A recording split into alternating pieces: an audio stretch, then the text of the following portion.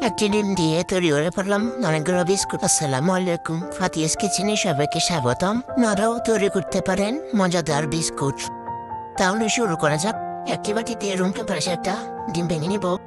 দিয়ে দিব 3 চা চামচ লেবুর রস, স্বাদ মতো লবণ আর হাফ কাপ চিনি। এবার দিয়ে দিব হাফ চা চামচ বেকিং পাউডার। এবার হ্যান্ড উইচের সাহায্যে সবগুলো উপকরণ ভালোভাবে মিশিয়ে নেব যতক্ষণ পর্যন্ত চিনিগুলো গলে না যায়। এবার দিয়ে দেব হাফ কাপ রান্না তেল। আবারও ভালোভাবে সবগুলো উপকরণ মিশিয়ে নেব।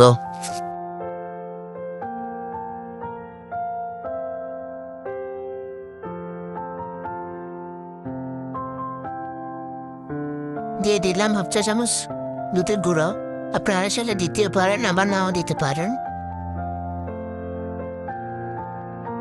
ভালোভাবে সবগুলো উপকরণ আবারও মিশিয়ে নেব।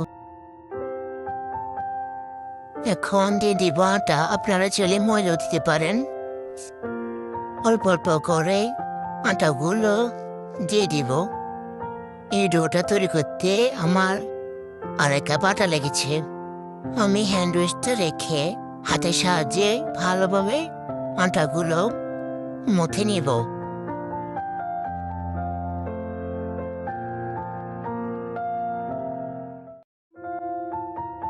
একটা নরম ডো তৈরি করে নেব। ভিডিওতে দেখতে পাচ্ছেন ডোটা কেমন হয়েছে। এইবার হাতে একটু তেল লাগিয়ে নেব যাতে হাতে লেগে না যায়। হাতের সাহায্যে গোল শেপ দিয়ে একটা ডিজাইন দেব। আপনারা আপনাদের ইচ্ছে মতো ডিজাইন দিতে পারেন। আমি আমার মতো করে ডিজাইন দিয়েছি।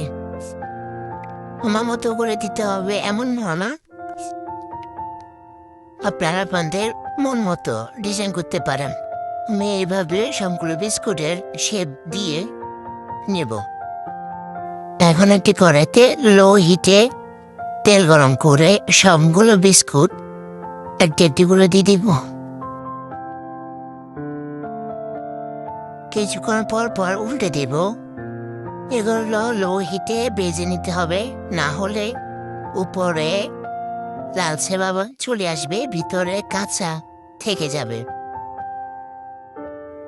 এই বিস্কুটগুলো বাজারে বিস্কুট থেকে খেতে অনেক মজা।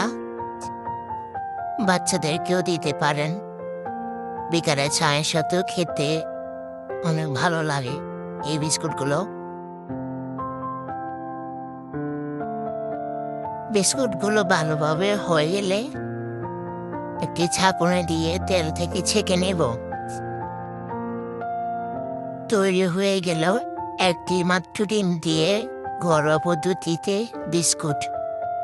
আপনারাও ঘরে ট্রাই করতে পারেন। আজকে এই পর্যন্ত। আল্লাহ হাফেজ।